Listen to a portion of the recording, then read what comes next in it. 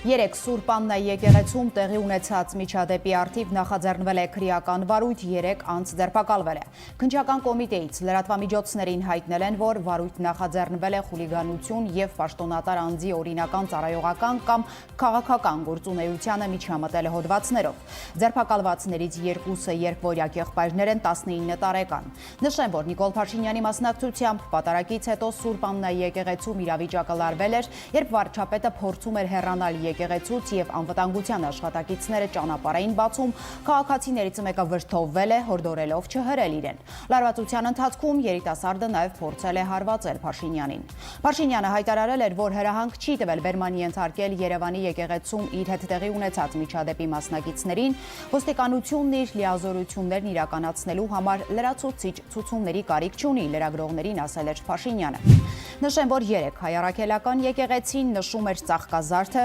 մանուկների օրհնության օրը։ Օրը հռչակել է ամենայն հայոց կաթողիկոսը, կատարվում է զատիկից 1 շաբաթ առաջ ի հիշատակ Քրիստոսի Երուսաղեմ մտնելու օրվա։